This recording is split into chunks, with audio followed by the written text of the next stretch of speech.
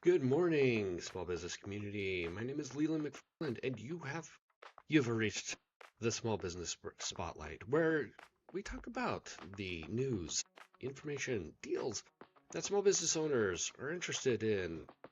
Help them run their business. I had a virtual background, and now it's gone. Riverside, please fix this. Right now, I am in between houses. I have sold my house, and we were going to buy another house. We were just going to move right into that one, and we found a bunch of mold. It was really terrible. It was really awful, and so we had to cancel the deal.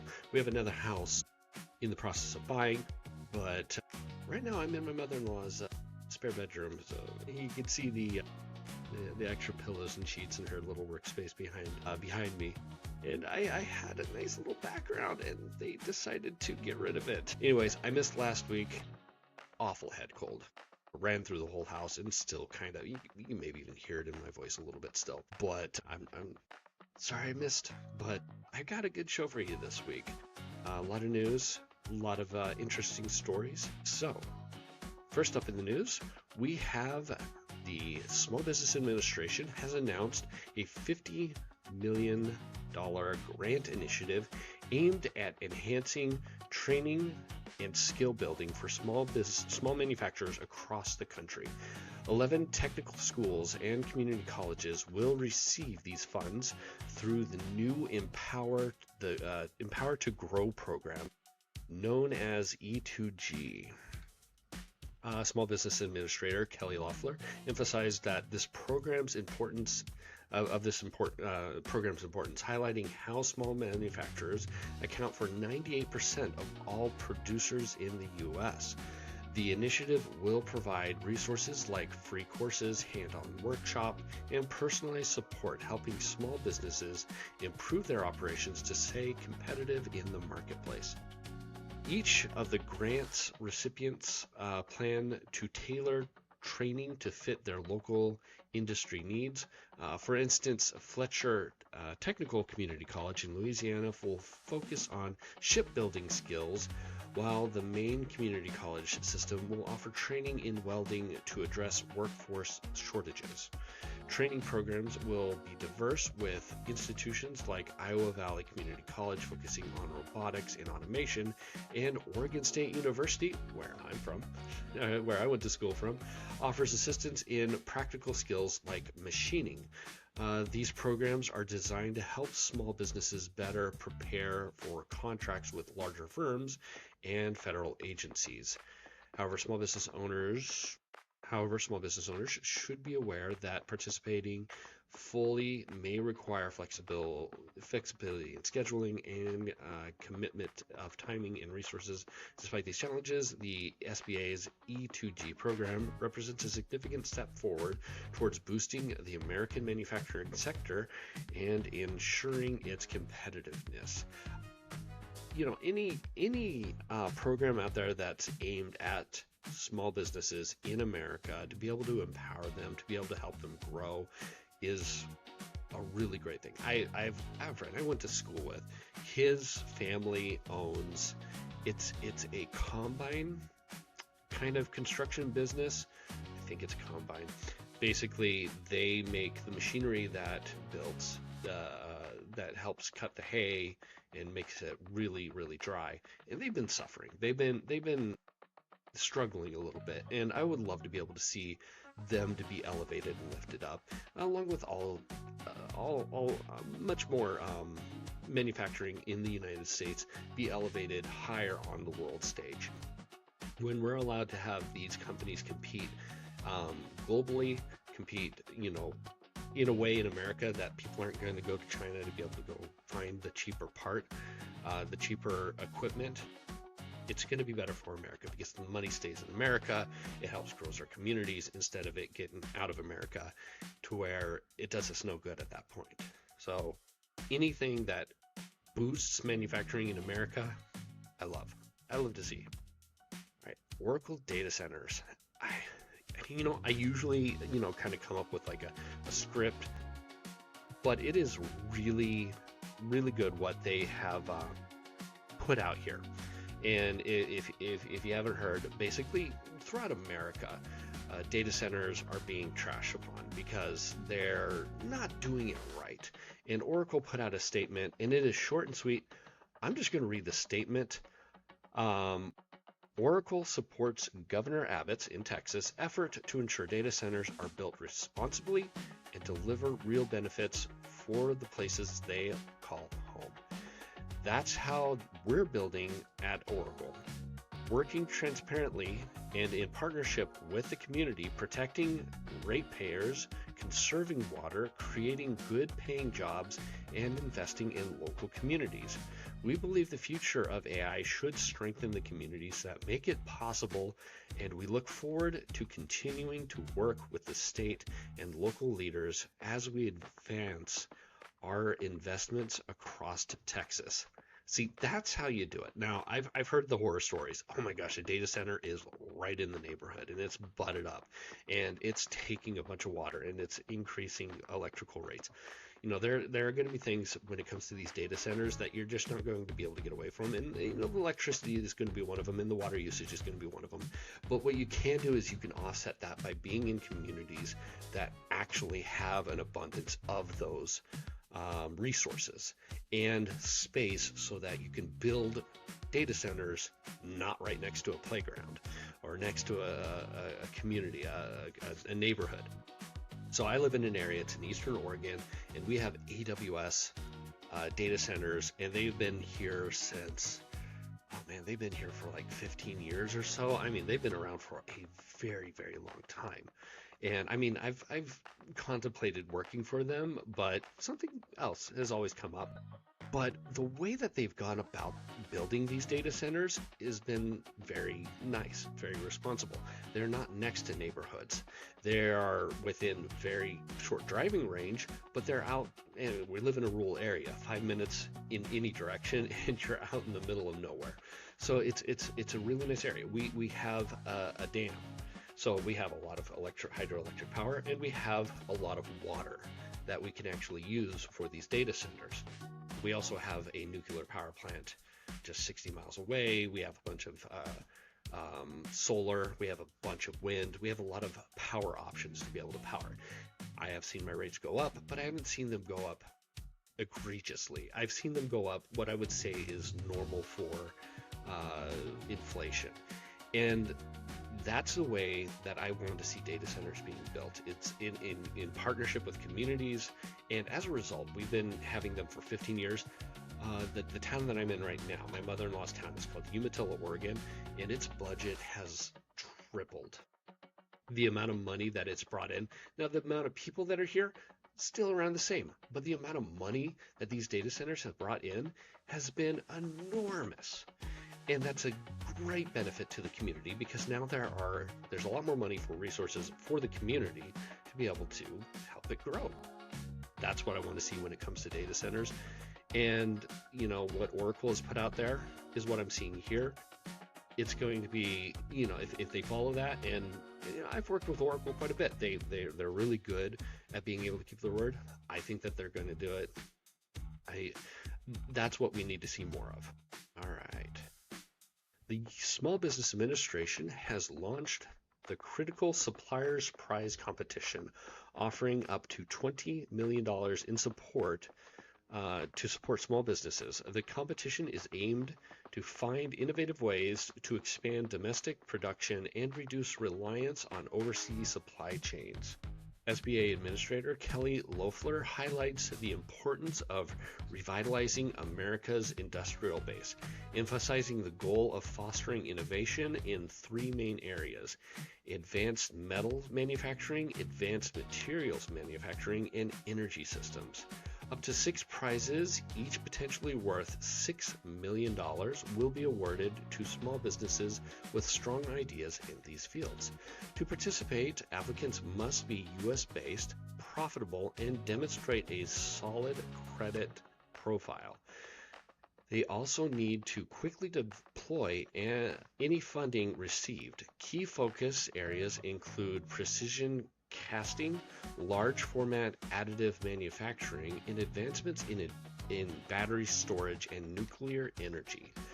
While the potential rewards are substantial, competitors will need to create detailed proposals that prove their ability to meet the competition's requirement and show measurable impact. The SBA is committed to revitalizing the American manufacturing sector through various initiatives, such as waiving loan fees and launching dedicated loan programs. Small business owners are encouraged to consider this opportunity seriously. Proposals must be submitted pretty quickly, August 21st, via email with a pitch deck format. For details, you can check out the SBA's dedicated competition page. This initiative aims to make American manufacturing stronger and more competitive. Once again, anytime you get a contest, that's a really, you got grant programs and stuff like that. This is kind of along that line. I like it. I like seeing more opportunities from the government. This is the kind of thing. It's strengthening America, and this is a good way to be able to encourage people to be able to, make the best out of their company, and get a little extra money to be able to do that. So go for it. If you're in the sector, go check out the SBA's website to be able to apply. All right, the U.S. Small Business Administration is stepping up to provide innovative funding and support to help boost small businesses. During a recent hearing led by Congressman Roger Williams from Texas, the SBA's Office of Investment and Innovation, known as OII, was highlighted for its critical role in helping entrepreneurs access necessary resources. Chairman Williams noted that under the leadership of Administrator Kelly Loeffler, the SBA has transformed its approach, resulting in a record level of funding available to small businesses. Specifically, the OII reported an incredible $53 billion in private capital through its Small Business Investment Companies program, the highest amount in its 67-year history. The program focuses on supporting innovation, reindustrializing America, and strengthening supply chains, which means more funding opportunities for innovative small businesses. For instances, a manufacturer in Texas successfully used SBIC funding to grow their operations. The hearing also emphasized the importance of directing funds towards rural and underserved communities, helping to address historical disparities in financing. However, small business owners should be aware that competition for this funding may increase. See, this is just, it's not necessarily, and I've been doing a lot of SBA stuff today, but I really like highlighting that if you're in a small business, now is the time to be able to utilize government resources to be able to expand your business. That's the best thing that you can kind of take out of this. So we have an administration, whether you love them or hate them, that is very pro small business, and we have an SBA that is wanting to hand out money to the right people. They're kind of trying to get away from the fraud. But as long as you're a legitimate business and you're wanting to expand, you're wanting to actually maybe even start your own business, now is the time to do it, because we have a very pro small business administration, and they're wanting to see small business, small manufacturing grow. So I encourage that if you're wanting to do that, go out there, find the resources that you need to be able to grow, because time is now. The rates are not the best, but you can always refinance. All right. According to a recent report from BizBuySell, in the second quarter of 2026, there was a noticeable 10% decline in completed deals compared to the previous quarters. However, this doesn't mean that there's a lack of buyers. Instead, potential buyers are being more selective. They are focusing on businesses with solid earnings steady cash flow, and clean financial records. In total, over 2,100 businesses were sold in this period, totaling about $1.8 billion. Despite the drop in transactions, the average sale price remained resilient, indicating that buyers are still willing to pay for businesses that meet their standards. Many are looking for companies that can thrive even in challenging economic conditions, particularly those with high operational costs affecting profitability.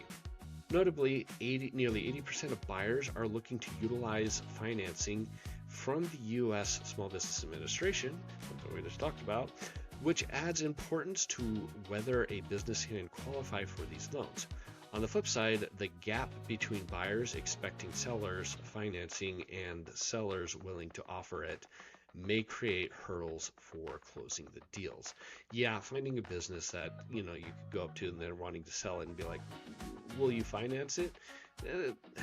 It's the way to go a little bit, because it's going to be hard to get a business loan for like the full amount of the business. But it's kind of hard because if you're wanting to let go of a business, you're wanting to sell it, you just want the money to go. You don't want to have to worry about whether or not the person buying it is going to be able to actually pay you back or not. Service businesses remain the largest segment, making up 40% of transactions. Though the retail and manufacturing sectors faced more significant drops, the current market underscores the need for business owners to prepare adequately for sales, ensuring they have updated financial records and operations that can run independently for them. As for the future, experts remain optimistic, predicting an increase in volume as well as corporate professionals seeking ownership over traditional employment. Preparing well can make the difference for sellers looking to capitalize on opportunities in this evolving landscape. So yeah, you get that corporate bigwig who's maybe got laid off, got the golden parachute kind of situation. I got a lot of money. I want to start. I want to run a business. I don't want to be in the corporate game. Or maybe they're just tired of the corporate game and they want to get out. That's a really good opportunity for current business owners who want to sell their business to be able to sell it off to another person. So yeah. Make sure that everything is in order and you have a good, strong opportunity to be able to sell your business. All right, on to the deals section. First off, we have a deal going on with Woot.com. They are selling PCs at a pretty good deal. These are refurbished HP laptops. It looks, there's some Asus, some Lenovo's in there. So yeah, if you're kind of interested in getting a desktop PC, these are all desktop PCs in this Woot special. There's some pretty good deals in there. Just go check them out. Next up, we have a 40%, this is a back to school special going on at Dell Refurbished. I highlight them quite a bit. They have usually some pretty good deals, and this one is their back to school special, where you can get 40% off any of their laptops with the coupon code B2S40SALE. So it's back to school 40% off sale. Go ahead, check it out. I would recommend, if you could find any laptop with like 32 gigs of RAM, scoop that up, hit that with 40% off coupon. RAM is so expensive, so stupid expensive, that being able to find a laptop with that much RAM, and I've seen them in there, here and there. Grab it, don't let go, hit that sale, get a good laptop. HP, speaking of back to school laptop sales, HP has their own back to school sale going on where they're selling laptops, desktops, monitors, printers, and if you're not a fan of the buying an ink cartridge, they got themselves a tanked printer where you can actually just refill the ink yourself. It's still expensive, and you've got some clogging issues sometimes when it comes to those kinds of printers, but it's a cheap way to be able to have a printer with a bunch of ink. So if you're doing a lot of printing, those are usually pretty good. But they got some pretty good deals. Check out their sale. I'll have a link in the description. It'll have a link for the description for any of these deals. And finally, which one was this? Office Depot. Office Depot has a back to school sort of sale going on with their office chairs, desks, and whatnot. And one of the cool things that I saw about this is there's a Shaquille O'Neal line of chairs. I had no idea Shaquille O'Neal had his own line of office chairs, but it kind of makes sense, you know. And Shaq, he's a big dude, and so being able to have, and I'm 6'2", I know the struggles of having a office chair that's too small for you. So being able to have a office chair that will meet your needs, really nice. And so Shaq, he has his own line of office chairs, and you can get them through Office Depot, and they have really good sales on them. They're so good that there's a couple of them that are already sold out. So go ahead, check out the specials going on if you need some good office equipment. On to our Reddit stories. All right, first up, a regular of 3 years ran up a $2,600 tab, ghosted me, and left a review saying I nickel and dime people. Small sign and print shop, me and a couple of guys. This customer has been with me since almost the beginning. Nice enough, always chatty, always, I'll get you at the end of the week. I let it slide because he's a regular, and I figured loyalty cuts both ways. Over about 5 months, the unpaid balance crept up to $2,600 in net terms. I should never have extended it all the way to that. Then he stopped answering. Text read, not answered, the classic. Totally ghosted. Here is the part that actually got me. While he owes me $2,600, he left a 1-star review saying my prices are a joke and I nickel and dime people. I do our whole town's Little League banner at cost. I have never once added a fee he didn't sign off on. I know the lesson is stop extending terms to anyone ever. I've heard it, but I want to hear it from people who actually run a shop. Do you kill net terms entirely for walk-in regulars, or is there a version that works?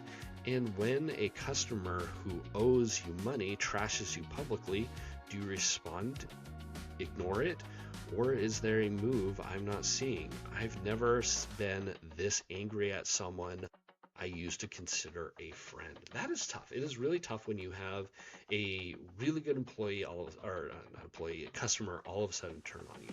First and foremost, with that 1-star review, I would respond to it. And you can usually reply to it and just say, you know, I've worked with this customer, I considered him a friend, and it is really heartbreaking that all of a sudden he has decided not to pay his bill.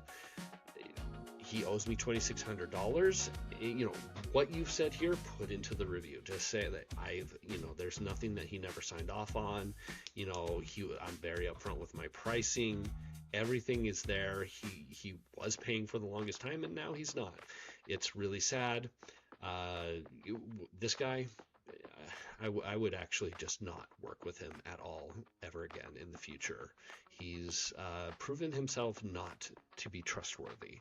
So I would just kind of ditch him, and then be a little bit more choosy about who you're going to extend credit. Maybe not cut it out fully, but just be choosy about who you're going to extend credit to, and don't let it pile up. You know, after a month of not getting paid, you put a stop on it. So that's what I would do. Client feels entitled to her old sympathy account, totally freaks out when I give her my actual rate. Doing a one-time favor can easily create a permanent expectation, and I just learned that the hard way. I run a small performance design studio, and last year an existing client referred a friend opening a yoga studio. Halfway through the project, she got diagnosed with breast cancer, and obviously her budget disappeared overnight. I felt terrible and wanted to help. I took a huge cut and did everything for a flat $250, still delivering her core branding voice, signage, and 10 plus brand touch points. That's a lot of work for $250. Fortunately, she recovered. She is actually back at the studio now and even running half marathons. Good for her. Last week, she hit me up again. She's expanding into a full wellness bar. This is a much bigger project. We're talking about full expansion of her visibility or visual identity, packaging, social, website, and multiple touch points. I sent over a standard quote of $600. That's still pretty cheap. She called me instantly and totally lost her mind. She basically acted like I was taking advantage of a woman who just been through cancer. She expected me to keep working at the $250 just because that is what I charged her before. I stayed professional and told her that I intentionally made an exception because she had circumstances.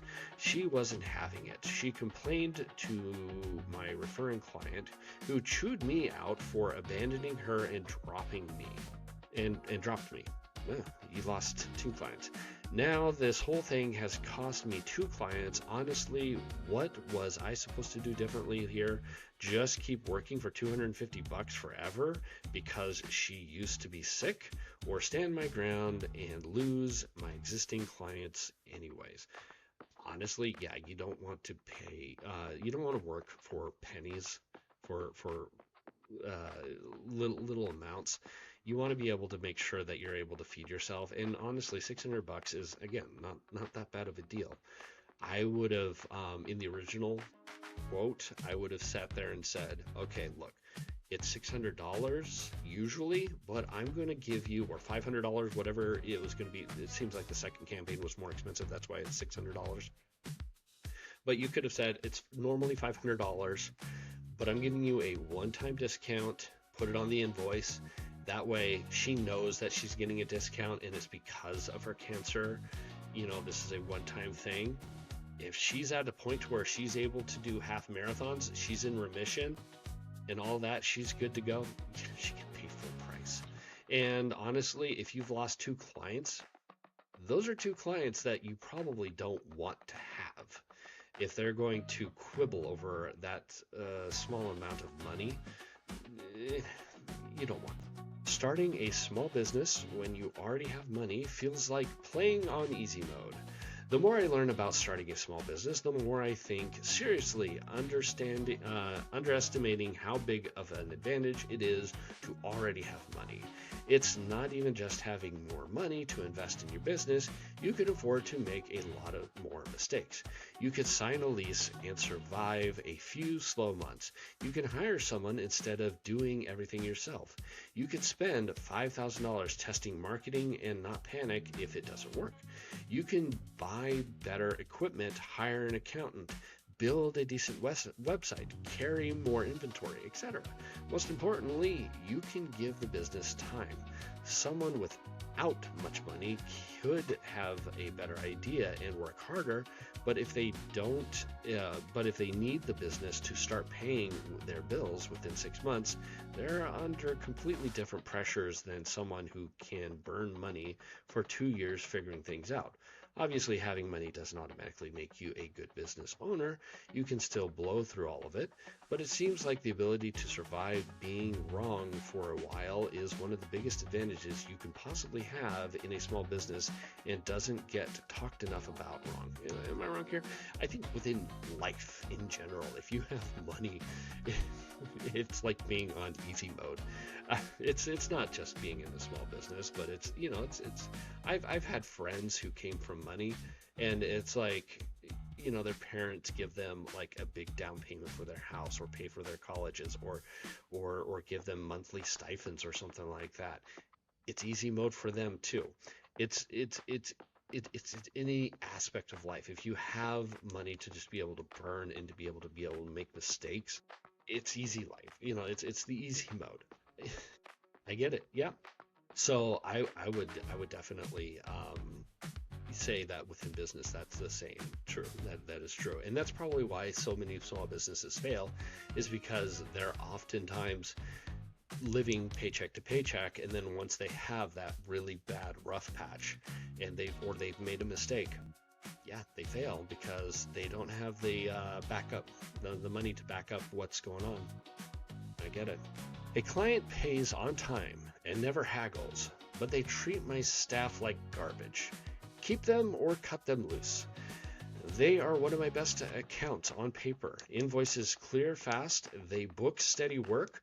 Almost zero price pushback. Problem is, every time they call or show up, my team braces for it. Short with people, talks down to juniors, leaves everyone in a bad mood for the rest of the day. I keep telling myself the revenue is hard to replace. Staff keep giving me the look though. At what point do I fire the client who is great for the bank account and terrible for the room? The first question is, can you run your business without your staff? Because if your staff have to constantly work with this really awful person, they may run, they may leave. Now, I would probably put an a-hole tax on him, look at him and be like, look, you're butthole. You're awful to my team, and so if you want to continue doing business with me, I have no problem with that, but you're going to, have a markup of 30% or something like that. And then you take that 30% and you treat the staff anytime he has to interact with them. And maybe that would be a benefit. Or you sit there and say, okay, staff, you know what? You don't have to grit your teeth and bear it. Be a butthole back to this customer. See how long he lasts. It's open season on the customer. But I would say the biggest possibility is, talk to your staff. If you have the possibility of them leaving because this guy's around, then you may need to actually ditch the client. Or sit there and say, hey, is there someone else I could talk to? You are not the best to work with, so do you have someone else in your company that can be the liaison? And that way we have someone pleasant to actually talk to, or else I'm going to have to ditch you or charge you a buttload more so that I can give my employees a round of beer at the end of the night after dealing with you and a couple of shots. That's all I got for you. Businesses die every single January, and after 5 years, I still haven't figured out how to plan for it.